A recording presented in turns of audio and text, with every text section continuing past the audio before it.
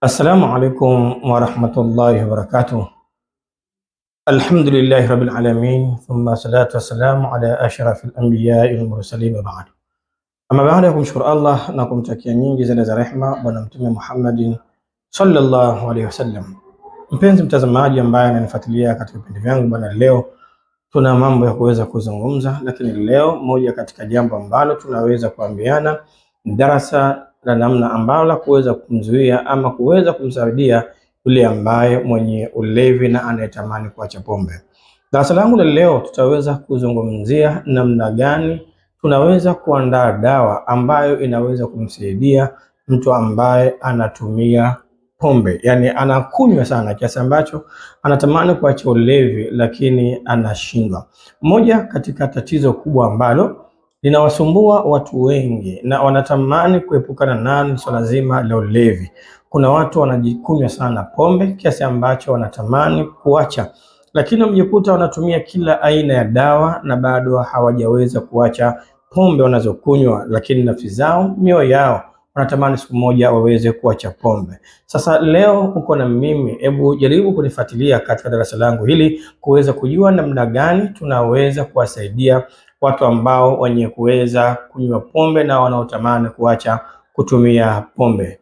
Ni mimi Khalifa Dr. Hussein Ngokola. Endelea kunifuatilia katika darasa langu la siku ya leo ili mradi kupata faida, lakini usiache kusubscribe channel yetu, lakini pia kushare na kucomment katika channel yetu hii ili mradi kuendelea kupata darasa na elimu mbalimbali zinazokuwa zikiendelea katika darasa letu. Moja katika madhara ambayo watu wengi yanawaathiri ni swala zima la ulevi wa pombe. Inawezekana pengine wewe unanisikiliza, una ndugu yako ama rafiki yako ama mke una mume wako ama mume una mke wako amekuwa amejiingiza katika swala zima la ulevi, ima kunywa pombe, wakati fulani kutumia madawa na vitu vingine kadha wa kadhalika, lakini watu hao umefikia mahala umechoka kuona wanatumia vitu hivyo.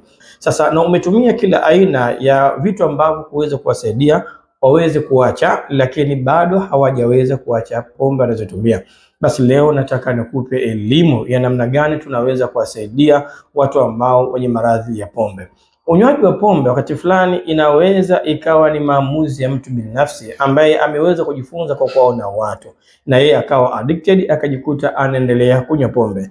Lakini kuna wakati fulani mambo haya yanakuwa ni mambo ya kulogolezewa. Yani kuna mambo ambayo wakati fulani anatumia katika mambo ya ushirikina, mtu akajiingiza katika kupenda kutumia vilevi fulani, lakini anajikuta vile vilevi anavyovitumia kuna wakati anatamani kuviacha lakini hawezi kuviacha. Kwa nini? Ni kwa sababu tayari amelogezewa nao. Unawezaje kujua kwamba huyu pombe anayokunywa amelogezewa ama huyu pombe anayokunywa ni ile ambayo pengine ameweza kujifunza ama yeye mwenyewe ameamua kufanya kitu hicho namna hiyo?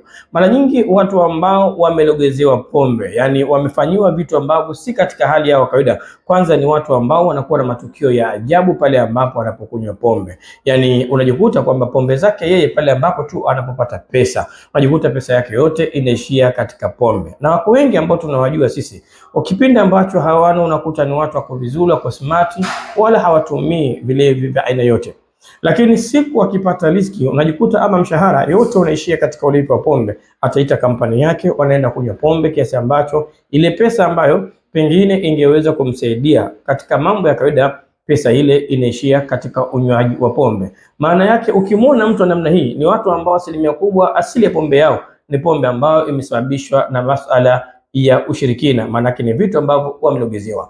Lakini dalili nyingine kuonyesha kwamba pombe ya mtu anayekunywa kujua kwamba huyu amelogezewa ni yule ambaye kipindi ambacho hanywi pombe anakuwa ni mtu mtulivu, mtu ambaye unaweza kumwambia maneno na akakuelewa na anajuta kwa nini anatumia pombe na hajui kwa nini anakunywa pombe. Sasa ukimwona mtu namna hii pale ambapo anapokuwa hajanywa, ukiongea naye anapata hali ya binadamu na kiasi ambacho anafikia mahali anajuta kwa nini anakunywa pombe na anatamani kuacha lakini hawezi. Mara nyingi watu design hii ni watu ambao wanaopenda kupata dawa kwa ajili ya kuweza kusaidiwa. Hizi ni ishara za kuonyesha huyu anakunywa pombe, lakini pombe hii si katika mazingira ya kawaida, bali ni pombe ambaye imetokana na ulogelezi ama kulegezewa ama kufanyiwa mambo ya uchawi. Sasa pengine wewe una ndugu yako ana athari za unywaji wa pombe uliopindukia na unatamani aweze kuacha, lakini umejikuta bado ni mtu ambaye anapenda kunywa pombe, akinywa pombe anakuwa mgomvi, pesa zinapotea, ndani hakuna maelewano. Kitu gani unatakiwa ukifanya? Hapa ndipo ambapo unaendelea kupata darasa zetu. Unatakiwa ufanye nini ili kuweza kusaidia mtu ambaye anakunywa pombe ili aweze kuacha pombe ambazo anatumia. Kitu ambacho unachotakiwa kukifanya, kama wewe mwenyewe unaweza kulifanya hili itakuwa ni bora, lakini kama unashindwa basi mtafute mtu mwenye elimu katika haya ninayokuambia aweze kukusaidia. Hii ni dawa ya mtu kuacha pombe, na kupatia ziko nyingi, lakini nakupa sadaka kwa hii moja. Kitu ambacho unachotakiwa kukifanya, la kwanza unatakiwa upate wino wa dhafarani nyekundu, upate na karatasi zako nyeupe. Upate wino wa dhafarani nyekundu na upate karatasi nyeupe. Maana yake hapa unatakiwa ukaandike kombe maalum. Lakini kombe hili linatakiwa liambatane na vimiminika vitatu. Ili kombe lipatikane na vitu vitatu ambayo inakuwa ni sehemu ya dawa yake. Kwanza yapatikane maji ya dafu. Wewe ambaye unataka kufanya dawa ili mwenzako aache pombe, basi tafuta maji ya dafu. Lakini pili tunasema tafuta maji ya mgomba. Mara nyingi ile migomba wakati fulani unakuta katika yale magamba yake yanakuwa yanahifadhi maji. Kwa jitahidi ukiona kuna sehemu kuna mgomba, bandua yale madudu ya mgomba yale, mule ndani kuna maji huwa yanahifadhiwa, yanachuruzika kidogo, sio mengi, lakini jitahidi uvune walau upate kiasi maji ya kwenye majani maganda ya mgomba, upate yale maji ya mganda mgomba. Lakini tatu tunasema maji ya vidaka vya mnazi. Yani maana yake unatakiwa uchukue vidaka vya mnazi walau 7, kisha chemsha na maji walau lita 1. Chukua vidaka vya mnazi 7, chemsha na maji walau lita 1. Vikisha chemka vile vidaka vichukue vitupe, chukua yale maji ya vidaka, kisha changanya na maji ya madafu yale, changanya, kisha chukua na yale maji ya mgomba kidogo uliovuna, alafu chukua zile karatasi nyeupe. Chukua maji kidogo ambayo ya yale ya mgomba, changanya na zafarani, kisha andika suratul mu'minun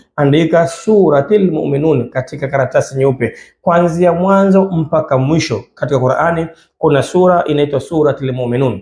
Andika sura ile yote, andika aya zake zote kwenye karatasi. Ukishaziandika, chukua yale maji yako ya madafu ambayo umechanganya na maji ya vidaka ulipochemsha, kisha chukua na yale maji ambayo ya mgomba ulichanganya pamoja, chukua ile karatasi iweke ndani ya yale maji.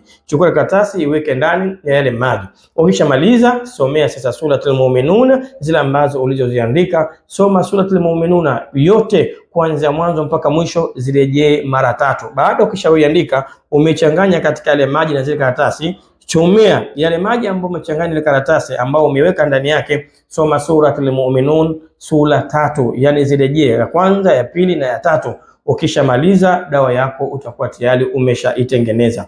Kitu gani unachotakiwa kufanya? Yule ambaye ni mlevi wa pombe hiyo, basi maana yake anaweza kuanza kuitumia kwa kunywa, na kujipaka. Na matumizi yake ya kunywa, anatakiwa anywe asubuhi anapoamka, kabla hajala chochote. Anywe maji yale ambayo ndani yake kuna ile kombe, manake anywe, na akimaliza atatumia na mchana na atumie na jioni baada ya kutaka kulala. Yani baada ya kumaliza kula akitaka kulala, basi atatumia tena, lakini nyakati usiku ajitahidi awe anapaka. Ikiwa una ndugu yako ama jamaa yako ni mlevi wa pombe, basi hebu kalifanya hili na utaweza kumsaidia mtu yako huyo na akajikuta amekaa sawa. Nenda kafanya haya. Lakini mimi Khalifa Dr. Hussein Ngakola, usiache kusubscribe katika channel yangu hii, lakini pia kuendelea kushare na kucomment ili mradi wengine waweze kupata darasa zaidi. Lakini wakati unaendelea, usiache kunifollow katika channel yangu ya WhatsApp. Andika tu Dr. Ngakola katika channel, itakuja pale, basi ni follow ili kuendelea kupata darasa mbalimbali.